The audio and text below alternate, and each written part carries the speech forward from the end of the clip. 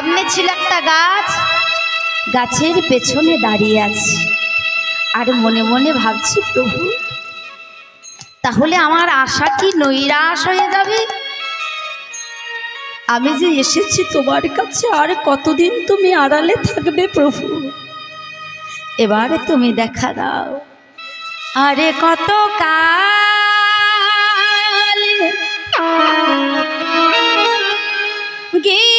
গিরিধারিলা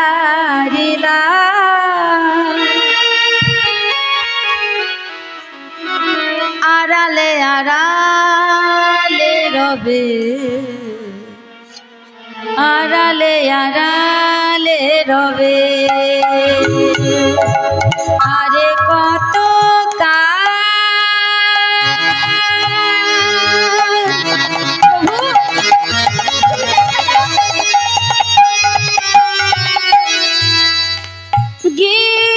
গিরিধারিলা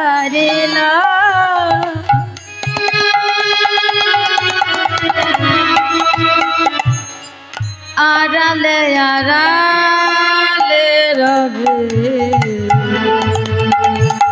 আড়ালে আড়ালে রবে।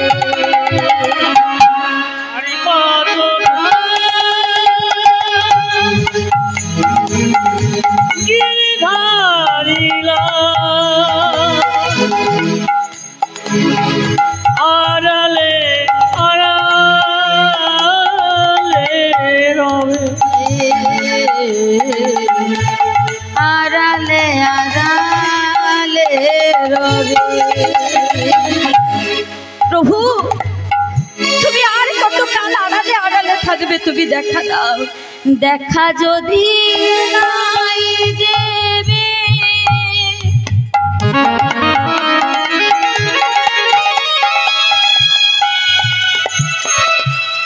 ও গো নিরোদয়,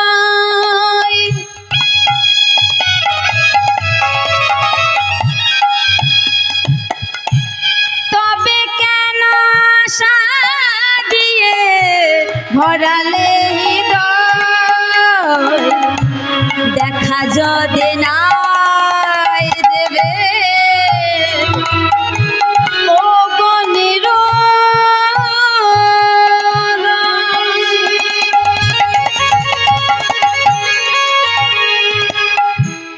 তবে কেন আশা দিয়ে ভরালে হৃদয়? অন্তর আকুল ব্যথায়, অন্তর আকুল ব্যথায়, দর্শন কবে বা দেবে? আরে কত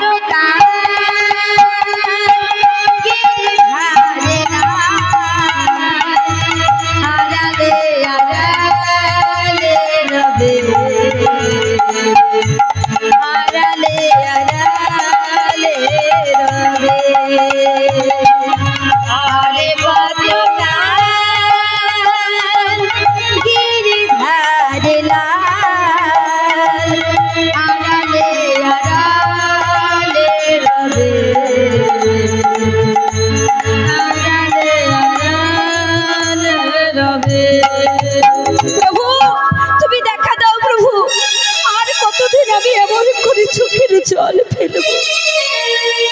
ওমা, ভক্ত যদি নয়ন পরিশন করে ভগবান কি থাকতে পারে? ভগবান সব সইতে পারে, কিন্তু ভক্তের নয়ন জল সইতে পারে না। একবার একবার মুনিবর দেবর্ষি নারদ ভগবানকে বলেছিল, প্রভু মতে কি দিলে তুমি সন্তুষ্ট হও?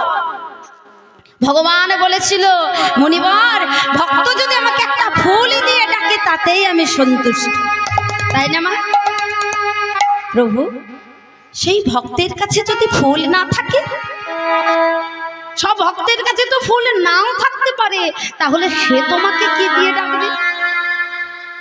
প্রভু ভগবান বললেন, শোনো মুনিবর, সেই ভক্তের কাছে যদি ফুল না থাকে, সেই ভক্ত যদি আমাকে একটা ফলে দিয়ে ডাকে, তাতেই আমি সন্তুষ্ট। প্রভু, সেই ভক্তের কাছে যদি ফল না থাকে, তাহলে সে তোমাকে কি দিয়ে ডাকবে? ভগবান বললেন, মুনিবর, সেই ভক্তের কাছে যদি ফল না থাকে, সেই ভক্ত যদি আমাকে একটা তুলসী পত্র দিয়ে ডাকে, তাতেই আমি সন্তুষ্ট। হরি বল হরি।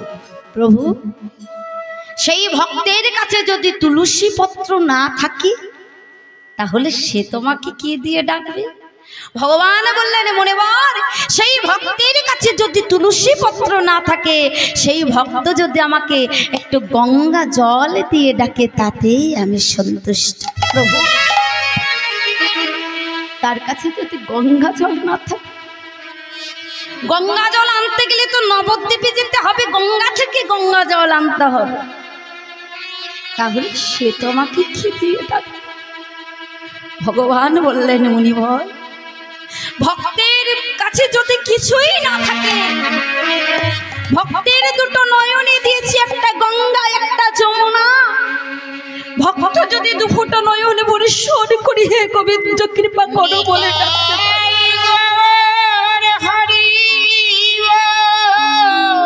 ভক্তের কাছে আমি চিরদিনের মতো ঋণী হয়ে থাকি। ভক্ত মোর মাতা পিতা, ভক্ত মোর গুরু, ভক্তই রাখিল নাম বাঞ্ছা করে পুতুল। ভক্তের জন্য আমি সব সইতে পারি, শুধু ডাক্তার ডাকার মতো হতে হবে, তবেই ভগবানের কৃপা পাওয়া যায়। আমরা ডাকতেই জানি না মা। সকাল থেকে উঠে ছেলেকে স্কুল পাঠাতে হবে, ছেলেকে খাবার বানিয়ে দিতে হবে, ছেলে স্কুলে যাবে, স্বামী রান্না করে দিতে হবে, সংসারে কাজ করতে করতে সবাই চলে যায়। এই মনটাকে দিতে পারি, দেব কি করে? মনটা তো অন্যজনকে দিয়ে রেখেছি, রাখিনি। যখন ছোট ছিলাম মনটা কাকে দিয়েছিলাম মা? কাকে দিয়েছিল ও মা? কাকে দিয়েছিলাম মনটা ছোট যখন ছিলাম? বাবা মাকে দিন। যখন বড় হলাম, বিবাহ হলো, তখন মনটা কাকে দিলাম? স্বামীকে। যখন সন্তান হলো, মনটা কাকে দিলাম? সন্তানকে। যখন সন্তান বড় হয়ে গেল, সন্তানের বিবাহ হলো, তখন মনটা কাকে দিলাম? নাতি নাতনিদের। ভগবানের চরণে মনটা দিলাম। ভগবানের চরণে মনটা দেওয়া হলো না, সবাইকে মনটা দিতে দিতে চলে গেছে। সন্ধ্যেবেলা যখন ঠাকুরকে ডাকবো, এ ঠাকুর রক্ষা করো, দয়া করো, এমন সময় ছেলে ডেকে বলবে, নাতি নাতনিরা ডেকে বলবে, ও ঠাকুমা। ছেলে ডাকবে, ও মা। হয়ে গেল সেবা। এই তোমাদের সেবা। আর যখন কাঁদছি, আর যখন গোবিন্দ ঘোষ গাছের আড়ালে দাঁড়িয়ে কাঁদছে, নয়ন পরিশোধ করছে, হে ঠাকুর, হে দয়াময়, আমি কি তোমার কৃপা থেকে বঞ্চিত হব? আমি কি তোমার কৃপা পাবো? ভক্ত কাঁদলে ভগবান কি থাকতে পারে? ছুটতে ছুটতে এসেছে ভক্তের কাছে, ছুটতে ছুটতে এসে গোবিন্দ ঘোষকে জড়িয়ে ধরেছে। প্রভু, প্রভু, তুমি এসেছো, তুমি এসেছো প্রভু। আমি যে তোমার আশায় পথ চেয়ে বসেছিলাম, তুমি কাঁদছো কেন? আমি তো তোমার কাছে এসেছি। প্রভু, তোমার নাম কি? আমার নাম আগে আমার নাম হচ্ছে গোবিন্দ ঘোষ। তুমি কোথা থেকে এসেছো? আমি ওই বর্ধমান জেলায় অগ্রদ্বীপ থেকে এসেছি। কি জন্য এসেছি? আমি কি জন্য এসেছি জানো? আমি জগন্নাথ দেখবো বলে এসেছি। ও আচ্ছা, ও তুমি জগন্নাথ দেখবে? যাও না, ওই তো মন্দির খোলা আছে, ওই মন্দির খোলা আছে, তুমি জগন্নাথ দেখিস।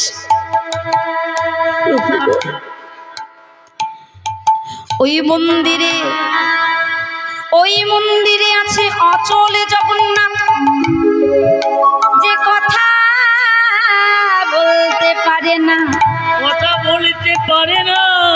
যে নাচতেও পারে না, গাইতেও পারে না, হয়তো মনে আর গড়াগড়িও দিতে পারে। কি কথা বলছো? সবাই তো ওই জগন্নাথ দেখতে আসে। প্রভু, তুমি যার কথা বলছো যে অচল জগন্নাথ, আর আমি যাকে দেখবো বলে এসেছি সে হচ্ছে সাক্ষাৎ সচল জগন্নাথ, যে নাচতেও জানে, সে গাইতেও জানে, সে কানতেও পারে, সে হাসতেও পারে, আবার সেও গড়াগড়িও দিতে পারে।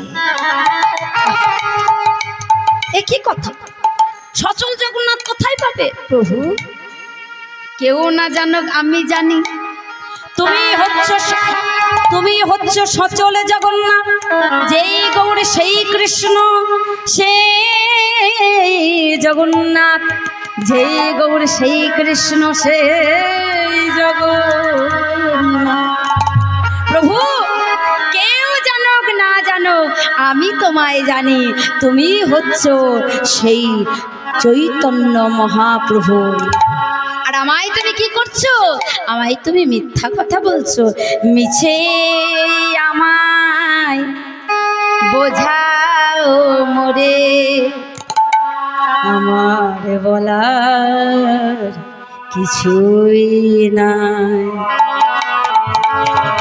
মিছে কেন বোঝাও মোরে, আমার বলার কিছুই নাই। যে যা করে পরাণ তিনি, সবার অন্তরে সে যে রয়, তাই না?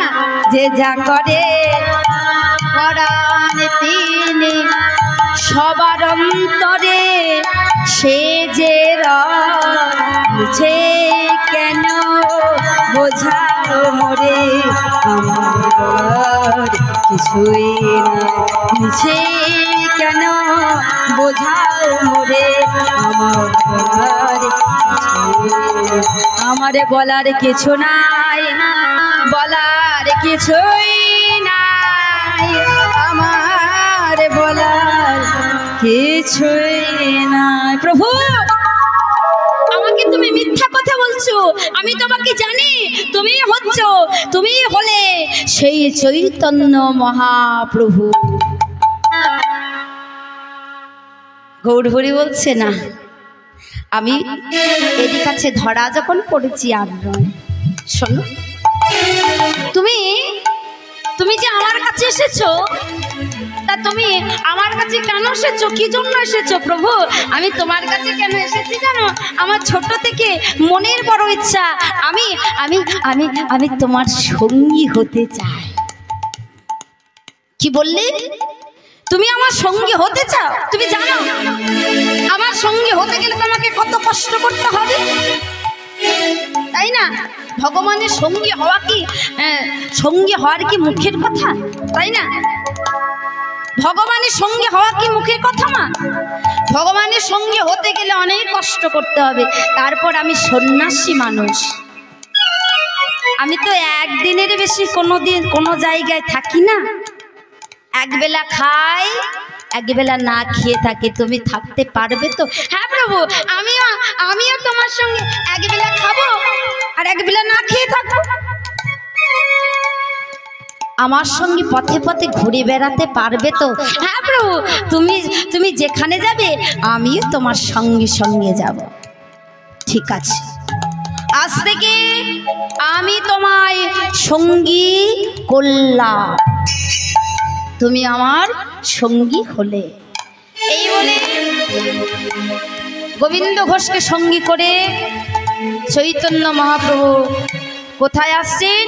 পথে পথে হরিনাম করতে করতে আসছে। আর ও প্রভু, মহাপ্রভু বলছে, গোবিন্দ ঘোষ তুমি কোথায় যেতে চাও? তোমার মনের বাসনা কি? ও প্রভু, আমার মনের বাসনা কি জানো? আমার বড় মনের বাসনা, আমি বৃন্দাবনের পথে পথে গাইব রাধানা।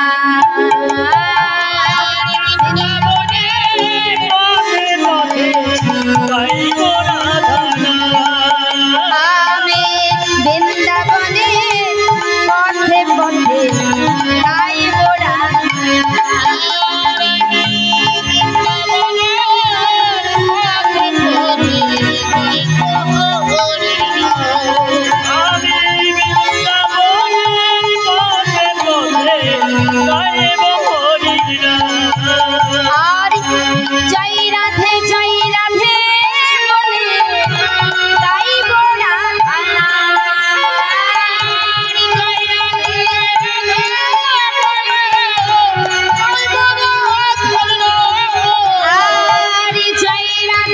জয় রাধে বলে গাইব রাধা নাম ধ্বনি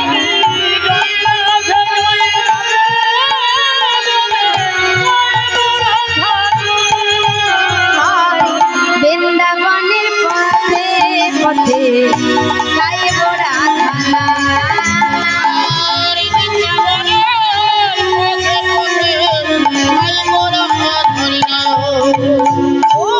তোমার ইচ্ছা তুমি বৃন্দাবনে পথে পথে রাধা নাম গাইবে, আমারও তাই ইচ্ছা। চলো তাহলে আমরা একসঙ্গে আমরা দুজনাতে আমরা পথের মধ্যে চলে যাই। সবাই যাচ্ছে আর অগণিত ভক্তকে সঙ্গে করে মহাপ্রভু আমার চলে যাচ্ছে আর মুখে বলছে কি পথ চলিতে আর বলিতে পথ চলিতে আর বলিতে পথ চলিতে আর বলিতে পথ চলিতে আর বলিতে তোমরা গাও হো গাও হো গাও হো কৃষ্ণ নাম মধুর নাম হরে নাম তোমরা গাও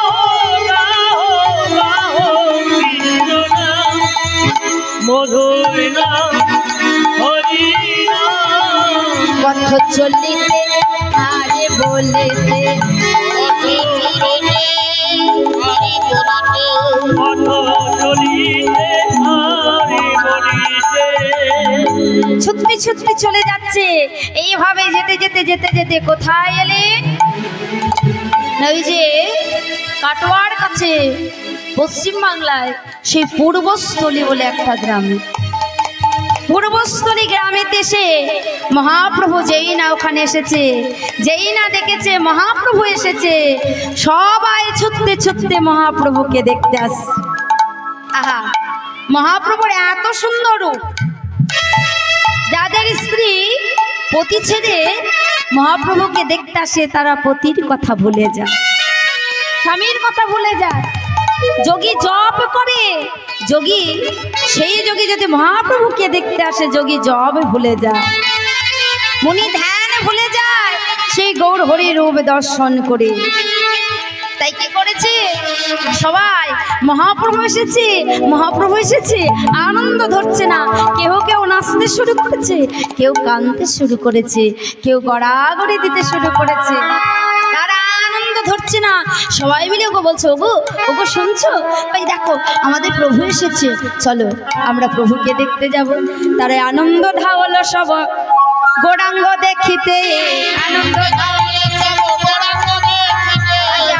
ধাওলো সব গৌরাঙ্গ দেখিতে,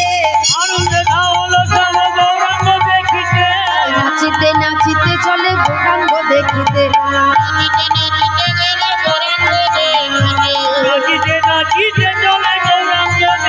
আরে কেহ নাচে কেহ গায় কেহ বলে হরি, কেহ নাচে কেহ গায় কেহ বলে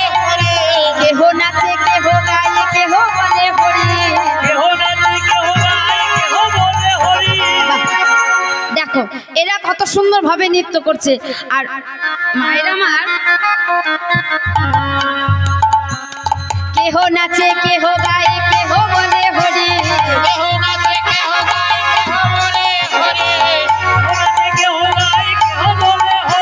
আর কেহ কেহ আনন্দতে দেয় গড়াগড়ি,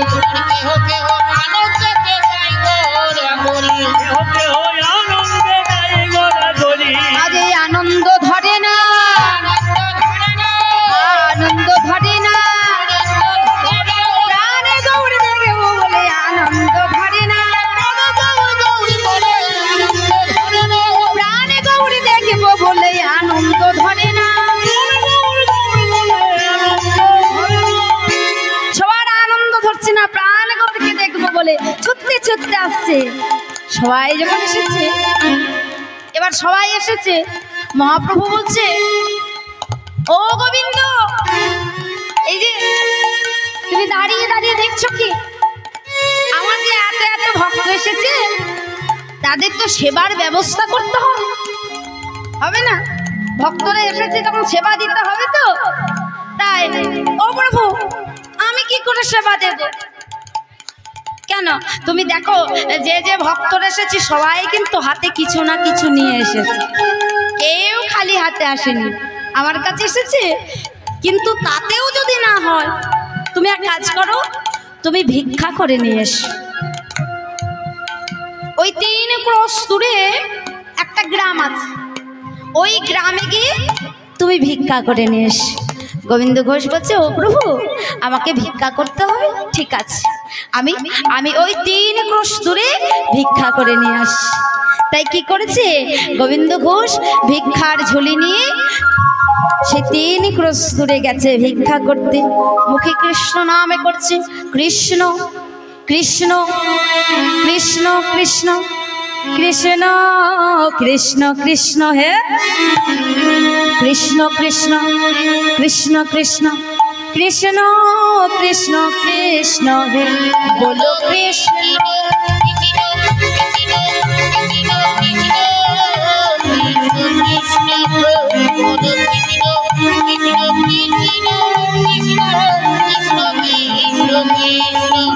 বলো কৃষ্ণ কৃষ্ণ কৃষ্ণ কৃষ্ণ কৃষ্ণ কৃষ্ণ কৃষ্ণ, বলো কৃষ্ণ কৃষ্ণ কৃষ্ণ কৃষ্ণ কৃষ্ণ কৃষ্ণ কৃষ্ণ।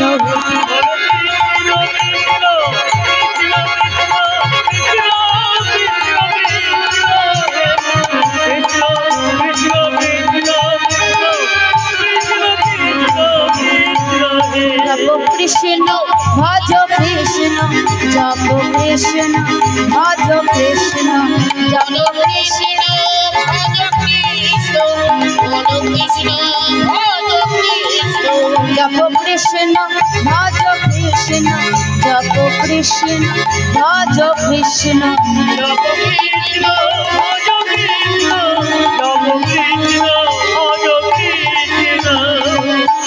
এইভাবে কৃষ্ণ নাম গাইতে গাইতে কি করলেন না, সে 3 ক্রোশ দূরে ভিক্ষা করে নিয়ে এলেন।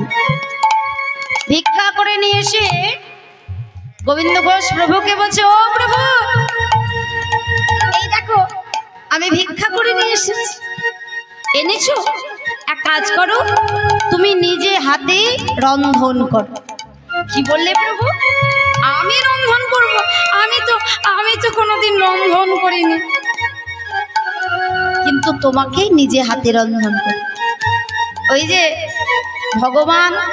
ভগবানের ভক্ত হতে গেলে সোজা সোজা তো হবে না, হবে কষ্ট করতে হবে। ভগবানকে ভক্ত হতে গেলে কষ্ট করতে হবে। শোনো, তোমাকে সবার রন্ধন করতে হবে, সবার জন্য রান্না করে সবাইকে সেবা দিতে হবে। সেবা দিলে হবে না,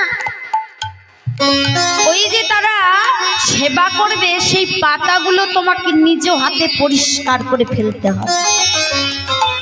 কারণ কি জানেন মা, কাউকে সেবা দিয়ে সেই পাতা যদি ফেলানো হয়, পরিষ্কার করা হয়, তাহলে তার যত পাপ থাকে না, সব পাপ দূরীভূত হয়ে যায়। অনেকে বলে দেখে না, ছি ছি ছি, আস্তে বসো বসো বসো, কি কাজ আমাকে দিয়েছে, পাতা ফেলতে বলছে। কিন্তু মা, ওই একটু পাতা যদি ফেলানো হয় তাহলে তার সব পাপ দূরীভূত হয়ে যায়। শোনো, তোমাকে সেই পাতাগুলো পরিষ্কার করতে হবে নিজে হাতে। আস্তে বসো বসো। এবার নিজে হাতে রন্ধন করেছে, নিজ হাতে ভক্তদের সেবা দিয়েছে, সেবা দেবার পর নিজে হাতে এঁঠো পাতা পরিষ্কার করেছে। তারপর প্রভুকে বলছে, ও প্রভু এই যে বসো, ও প্রভু সবার সেবা হলো, তুমি সেবা করবে না? তুমি কখন সেবা করবে? হ্যাঁ আমি সেবা করব। ওই গোবিন্দ ঘোষ, আজকে আমার বড় ইচ্ছে করছে তোমার হাতে সেবা করি।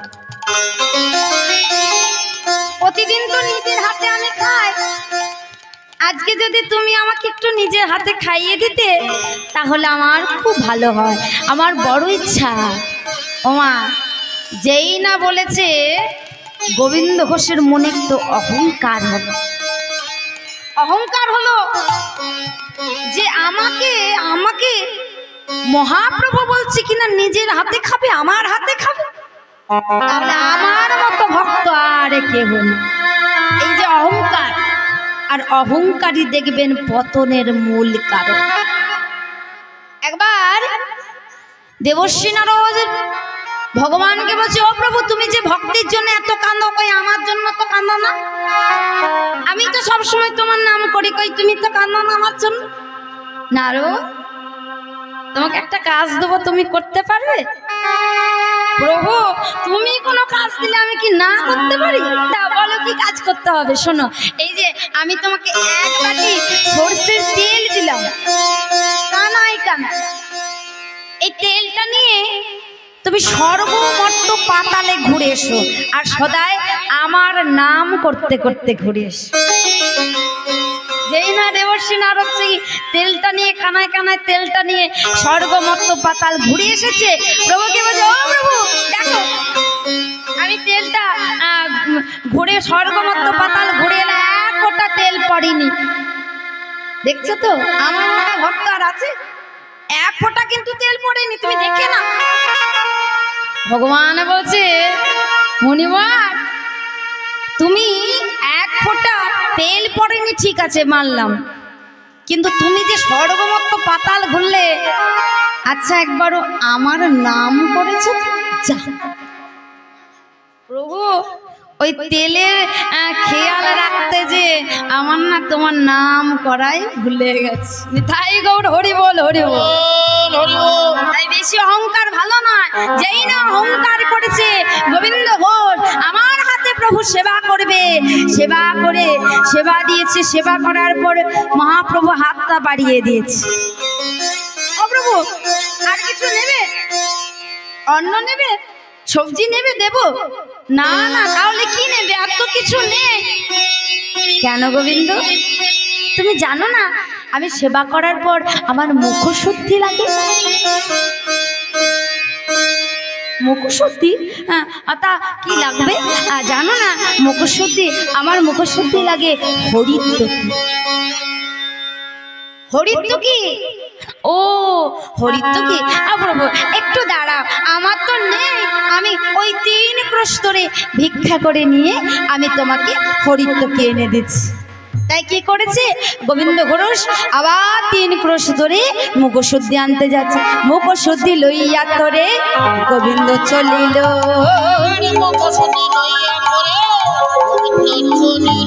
আরে মুখশুদ্ধি লাগির তরে গোবিন্দ চলিল, আরে মুখশুদ্ধি দাঁড়ে দাঁড়ে মাগিয়া আনিল। আমায় একটি হরিদ্র কি দাম, হরিদ্র কি দাম, মহাপ্রভুর সেবার লাগে একটি হরিদ্র কি দাম।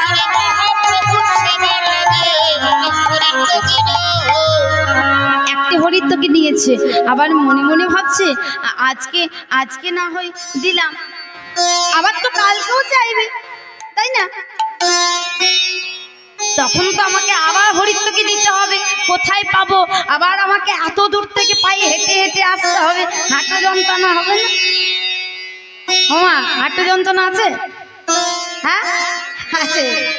তা হাঁটু যন্ত্রণা হবে না? আমাকে এত দূর থেকে আছে, এত দূর থেকে আবার হেঁটে হেঁটে আসতে হবে, তাই না? আবার প্রভু তো নেবে, তাই এই যে আমার 2টি হরিদ্র কি দাও না, হরিদ্র কি দাও, ওই মহাপ্রভুর সেবার লাগে 2টি হরিদ্র কি দাও, ওই মহাপ্রভুর সেবার লাগে 2টি হরিদ্র কি দাও।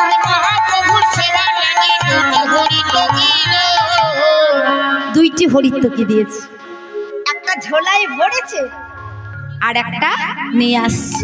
ওইদিকে অন্তর্যামী ভগবান আমার বুঝতে পেরেছে যে গোবিন্দ ঘোষ দুটো হরিত্বকে নিয়েছে। মনে মনে ভাবছে, গোবিন্দ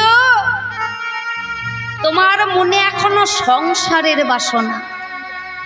ওমা, সঞ্চয় কারা করে? আমরা করি না। যাদের মনে সংসারের বাসনা আছে তারাই একমাত্র সঞ্চয় করে, সন্ন্যাসীরা কোনোদিন সঞ্চয় করে না। তবে গোবিন্দ তুমি যা করছো তাই করে যাও, আমি কি করি সেটা তুমি দেখো। কিন্তু সবসময় তো কথা বলে দিলেই হলো না, স্থান কাল পাত্র হিসেবে কথা বলতে হবে।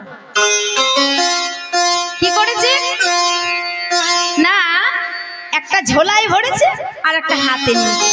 ছুটতে ছুটতে এসে প্রভুকে বলছে, ও প্রভু, এই না না, তোমার জন্য হরিত্বকি নিয়ে এসেছে। হরিত্বকিটা দিয়েছে, মহাপ্রভু সেবা করেছে।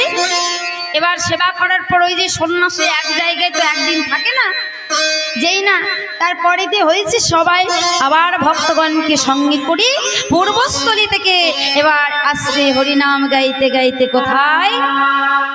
সেই গোবিন্দ ঘোষ যেখান থেকে গেছিল ওই গ্রামে। কোন ঘোষ বলেছিলাম? কোন গ্রাম বলেছিলাম মনে আছে? দেখি মায়ের আমার কেমন গান শুনছে। কি গ্রাম থেকে গেছিল? সর্বনাশ, এর মধ্যেই ভুলে গেলে? হ্যাঁ ঠিক বলেছে মা আমার, অগ্রদ্বীপ থেকে। অগ্রদ্বীপ, অগ্রদ্বীপে যেই এসেছে মহাপ্রভু জানছে এটাই হচ্ছে গোবিন্দ ঘোষের বাড়ি, কিন্তু না জানার ভান করে বলছে, ও গোবিন্দ, এটা আমি বুঝতে পারছি না কোন গ্রাম, তুমি কি জানো? বাবা, যার নিজের গ্রাম হবে সে কি চুপ থাকে? ওমা, আমাদের যদি বলে তোর গ্রাম কথা, বাবা তাড়াতাড়ি আমাদের গ্রামে যায়। যেই না বলেছে, ও প্রভু তুমি জানো না এটা হচ্ছে অগ্রদ্বীপ গো, অগ্রদ্বীপ, এখান থেকেই তো আমি গেছিলাম, এটাই হচ্ছে আমাদের গ্রাম। ও তাহলে তোমার গ্রামে যখন এসেছি তোমার ঘরে আজকে সেবাটা হবে। ঠিক আছে, কি করেছি না, প্রভুকে বসিয়ে, ও প্রভু তুমি দাঁড়াও, ভক্তরা সবাই এসেছি, আমি অগ্রদ্বীপে দাঁড়িয়ে দাঁড়িয়ে ভিক্ষা করে নিয়ে আসি, ভিক্ষা করে নিয়ে এসে আমি সবাই সেবা দেবো। আনন্দ ধরছে না, প্রভু এসেছে, তাই কি করেছি, অগ্রদ্বীপে দাঁড়িয়ে দাঁড়িয়ে ভিক্ষা করতে গেছে।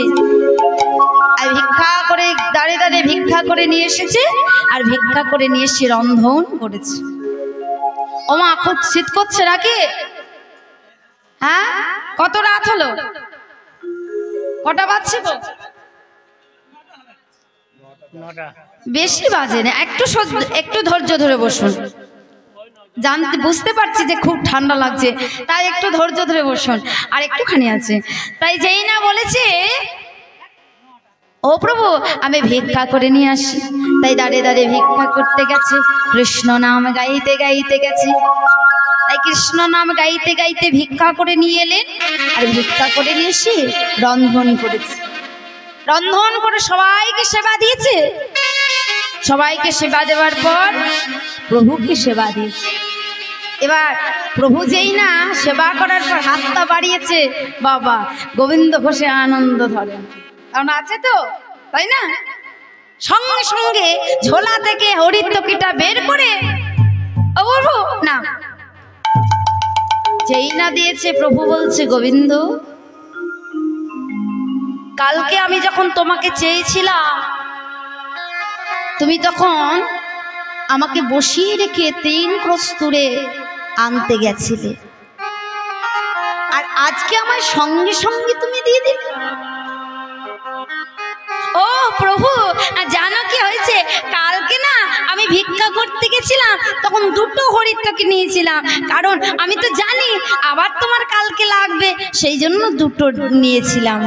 ও চমৎকার, খুব ভালো করেছ গোবিন্দ, তোমার লজ্জা করে না? তুমি আমার সঙ্গে হয়েছে জানো না, একটা সন্ন্যাসীর সঙ্গে হতে গেলে সঞ্চয়ে বাসনা রাখতে না, আর তুমি কি করলে, তুমি সঞ্চয় করলে। শোনো গোবিন্দ, তোমার মনে এখনো সংসারের বাসনা আছে, তাই আজ থেকে আমি তোমাকে ত্যাগ করলাম।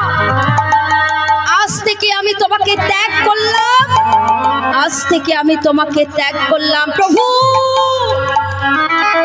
প্রভু দুটি চরণ জড়িয়ে ধরে বলছে, প্রভু হে তুমি কি করলে?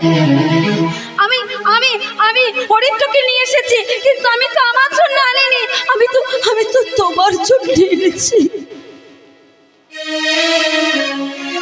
তুমি এমন ভাবে আমাকে শাস্তি দিও না প্রভু, আমায় ছেড়ে চলে যেও না। মহাপ্রভু বলছি, গোবিন্দ তুমি জানো না, সন্ন্যাসীর নয় কভু সঞ্চয় বাসনা, সন্ন্যাসীর নয় কভু সঞ্চয় বাসনা, সন্ন্যাসীর নয় কভু সঞ্চয় বাসনা। গোবিন্দ আমি তোমাকে এখান থেকে ছেড়ে চলে যাব। প্রভু তুমি ছেড়ে যেও না, তুমি সংসার করো, তোমার সংসারের বাসনা আছে। প্রভু তুমি ছেড়ে চলে যেও না।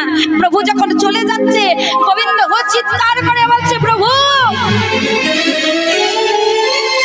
বিনা দোষে তুমি আমায় ছেড়ে চলে যাচ্ছ তো, তবে তুমিও শুনে রাখো, আমি যদি তোমার ভক্ত হয়ে থাকি 15 দিনের মধ্যে তোমাকে আমার কাছে ফিরে আসতে হবে। প্রভু চলে গেল। গোবিন্দ ঘোষ নয়ন ভরে শোধ করে কাঁদছে, আমার তো আর কেউ রইল না, আমার কেউ নেই। কানতে কানতে একদিন দুদিন পেরিয়ে গেল, 10 দিন পেরিয়ে গেল, দেখছে প্রভু আসছে না। তাহলে কি আমার প্রভু আসবে না? তাহলে আমি এই জীবন রাখবো না, ওই গঙ্গার জলে ঝাঁপ দিয়ে প্রাণ ত্যাগ করবো। ছুটতে ছুটতে চলে যাচ্ছে, যেই না ঝাঁপে দিয়েছে, একটা পোড়া কাষ্ঠ বারবার করে গোবিন্দ ঘোষকে ধাক্কা দিচ্ছে, তুলছে আবার ফেলছে, আবার চলে আসছে, তুলছে আবার ফেলছে, চলে আসছে নিজের সামনে। দৈববান হলো গোবিন্দ। পোড়া কাষ্ঠ ভেবে তুমি যাকে ফেলে দিচ্ছ, ওটা পোড়া কাষ্ঠ নয়, ওটা হচ্ছে কষ্টি পাথর। তুমি ঘরে নিয়ে যাও, আর তুমি প্রাণ ত্যাগ করো না। প্রাণ ত্যাগ করা মহাপাপ। সেই কষ্টি পাথরটাকে বুকে জড়িয়ে ধরে কাঁদতে কাঁদতে ঘরে নিয়ে এলো।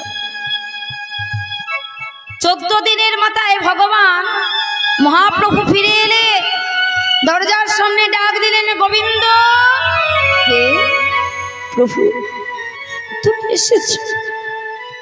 আমি জানতাম প্রভু তুমি আসবে, আমি জানতাম তুমি আমার কাছে আসবে। গোবিন্দ আমি কি জন্য এসেছি জানো? ওই যে পোড়া কাষ্ঠ তুমি যাকে ফেলে দিচ্ছিলে, ওটা তো পোড়া কাষ্ঠ নয়, ওটা কষ্টি পাথর। কই ওটা আমার হাতে দাও, আমি ওটাতে একটা গোপীনাথের মূর্তি অঙ্কন করি। সেই কষ্টি পাথরে গোপীনাথের মূর্তি অঙ্কন করে দিলে।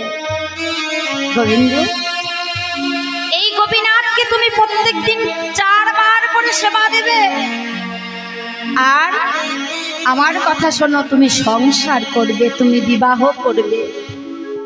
এই বলে মহাপ্রভু চলে গেলে। আর পাড়া প্রতিবেশী সবাই এসে বলল, গোবিন্দ তুমি গোপীনাথের সেবা করো, পূজা করো, ঘর পরিষ্কার করো, এত কাজ করো, আবার রান্না করো, একটা বিবাহ করে না। ওমা কৃষ্ণ ভক্ত যদি একজন হয়, একজন যদি ভক্তিমতী না হয়, তাহলে বিবাহ করা হবে? দুজন একত্রিত হতে হবে, এক পথে পথিক হতে হবে। ওমা স্বামী যদি কৃষ্ণ নাম ভালোবাসে, আর স্ত্রী যদি কৃষ্ণ নাম ভালো না বাসে, ওই যে ডিজে গান শুনতে ভালোবাসে, তাহলে এক হবে? ঝগড়া হবে, তাই না? তাই কি দুজন দুজনের একই পথে পথিক হতে হবে। কি হলো? এক কৃষ্ণ ভক্ত কে না, যার নাম হচ্ছে মাধবী, সেও হচ্ছে তোমার মতো কৃষ্ণ ভক্ত। সেই মাধবীর সঙ্গে তার বিবাহ দিলেন। ওমা যেই না বিবাহ দেয়া হলো, গোপীনাথের সেবা একবার কমে গেল। যাবে না?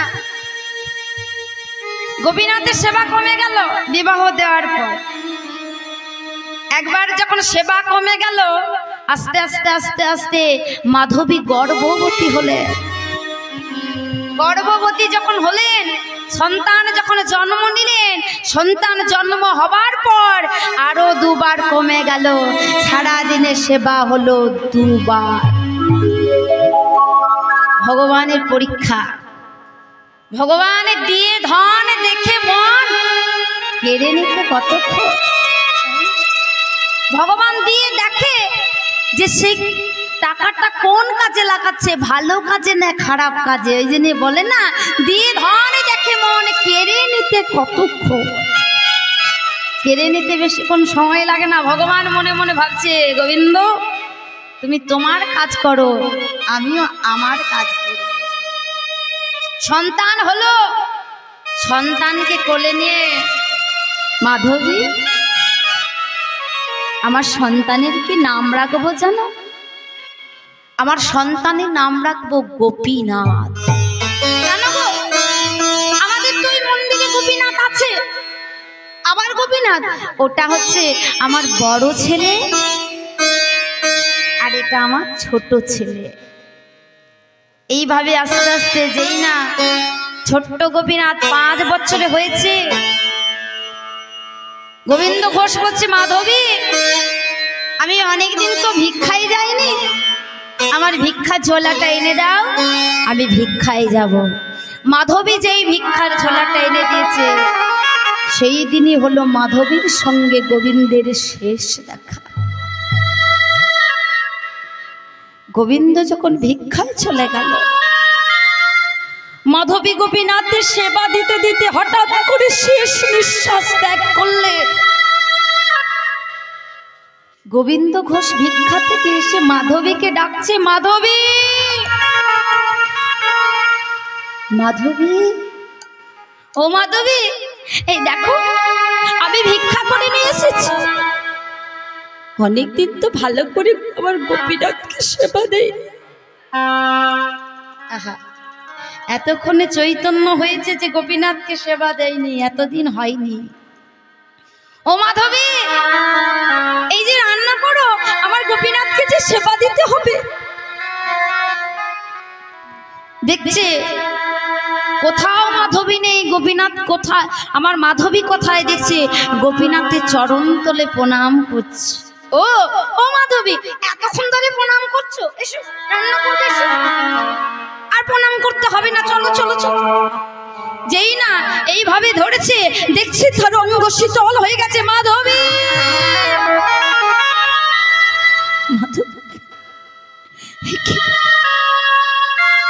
মাধবী কথা বলছে। মাধবী সারা শরীর ঠান্ডা হয়ে গেছে। মাধবী, তুমি যে আমাকে কথা দিয়েছিলে বিবাহ হওয়ার সময় যে শেষ নিঃশ্বাস যতদিন আমি তোমার সঙ্গে থাকবো,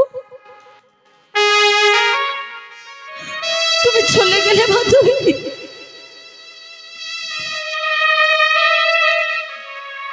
তুমি চলে গেলে, কাঁদতে কাঁদতে মাধবীর শেষকৃত্য সম্পূর্ণ করলেন। ছোট্ট গোপীনাথ তো ছোট ছেলে, জানে না মা কোথায়। গোপীনাথ, ও বাবা, আমার মা কোথায় গো? আমার মা কোথায়? আমার মাকে কোথায় নিয়ে যাচ্ছ? ওরে, তোর মা কোথায় আমি বলতে পারবো না, ওই পাথরের গোপীনাথকে জিজ্ঞাসা কর। ওমা, ভগবানকে আমরা কখন পাথর বলি? পাথর কখন বলি গো? যখন ভগবানের উপর অভিমান, যখন রাগ হয়, তখন ভগবানকে আমরা পাথর বলি। ওই পাথরটাকে জিজ্ঞাসা কর, তোর মা কোথায়? ছোট্ট গোপীনাথ তো জানে না। গোপীনাথের চরণ দুটি জড়িয়ে ধরে বলছে, বলে না ও গোপীনাথ, কোথায় আমার মা? বলে দা গোপিনা কোথায় আমার মা বলে দা গোপিনা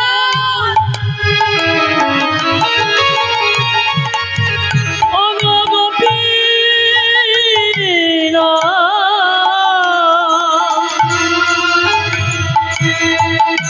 কোথায় আমার মা বলে দা গোপিনা তুমি বলে দাও না আমার মা কোথায় বলো না ও গোপিনা কোথায় আমার মা বলে দা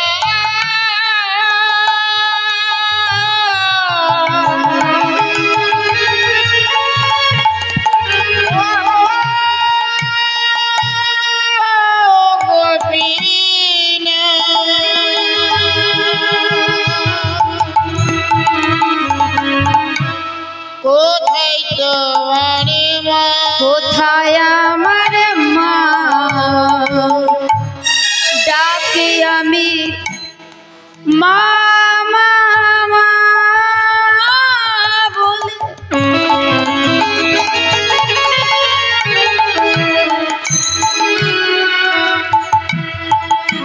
ডাকি আমি মামা বলে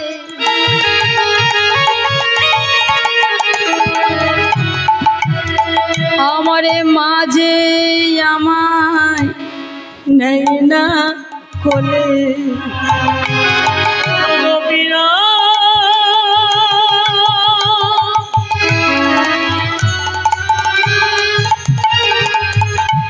গোপিনা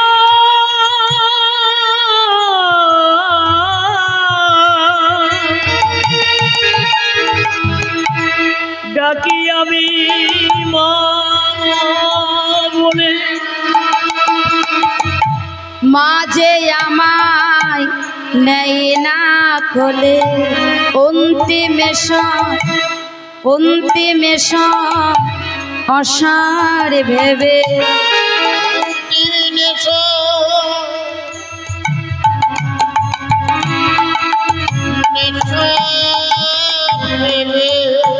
আর ডাকে আমি মা মা মা বলে আমারে মাঝে আমারে নেই না কোলে মাগো বলে দা গোপিনা কোথায় আমার মা ও গোপিনা বলে দাও না আমার মা কোথায় গোপিনা ও বলতে পারবে না আমি তোর মা আমি তোর বাবা ও বলতে পারবে না গোপিনা বলে দাও না বলে দাও বলতে বলতে মুখ থেকে রক্ত বের হয়ে গোপীনাথের চরণে পড়ে গেল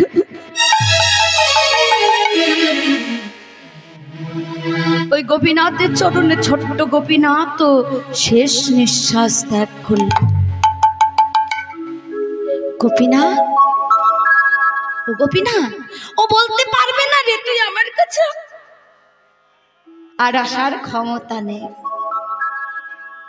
গোপীনাথের চরণে শেষ নিঃশ্বাস ত্যাগ করেছে ছোট্ট গোপীনাথকে যেই না ধরেছে দেখছে কি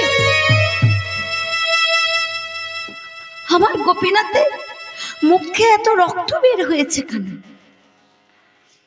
ওমা কারো যদি শরীর অসুস্থ হয় সে যদি মারা যায় তাহলে জানা যায় কিন্তু কিছু হয়নি হঠাৎ করে মুখ থেকে রক্ত বের হয়ে কি গোপীনাথ কথা বল বাবা কথা বল হে কি কথা বলছে না আমার গোপীনাথ না না গোপীনাথ তুই আমাদের ছেড়ে চলে যেতে পারিস না তুই ছাড়া যে আমার আর কেউ নাই গোপীনাথ তুই আমার সবই কেড়ে নিলি। তবে শোনে না, তুই যখন আমার সবই কেড়ে নিলি, আজ থেকে তোর সেবা আমি বন্ধ করলাম। আজ থেকে তোর নাম করা আমি বন্ধ করলাম। আজ থেকে আমি তোর পুজো করা বন্ধ করলাম। কাঁদতে কাঁদতে মৃত সন্তানকে কোলে লয়ে চলে গেলেন। ছোট্ট ছেলে তো বৈষ্ণব ধর্ম ধর্মিত হয়েছে। কি করলেন? তাকে সমাধিস্থ করলেন। সমাধিস্থ করে নয়নে চলে কাঁদছে। ওমা, যার সন্তান নেই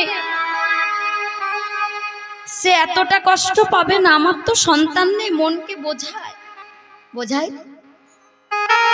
কিন্তু যার থেকেও যদি না থাকা কেউ যদি চলেছে, তার মন কি মানে? এইভাবে একদিন গেল, দুদিন গেল, 3 দিন গেল, 4 দিনে দিনে স্বয়ং গোপীনাথ ছোট্ট একটা বালকের রূপ ধারণ করে এসেছে। বাবা,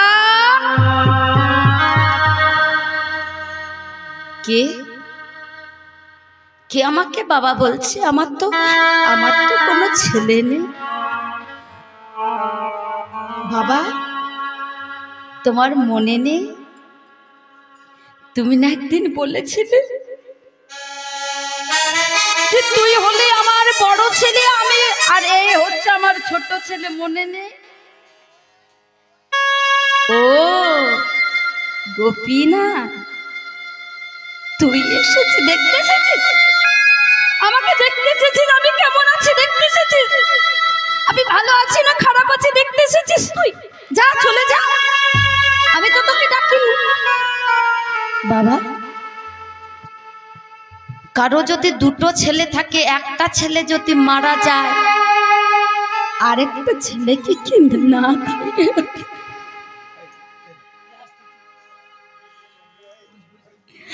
আরেকটা ছেলেকে কি না খাইয়ে রাখে বলো না?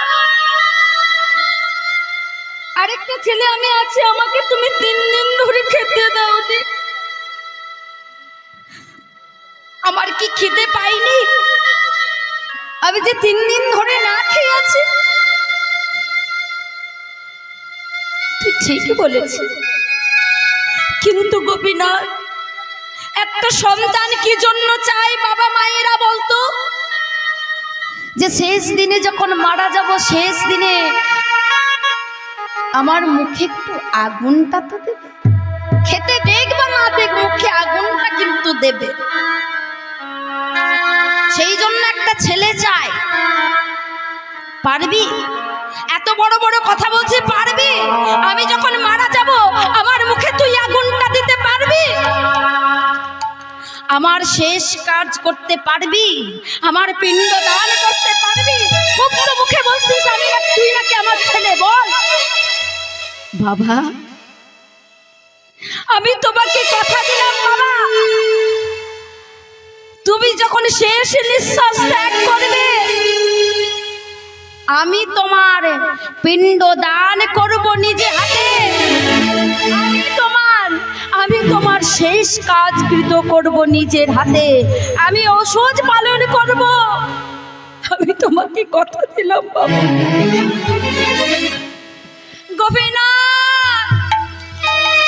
গোপীনাথ,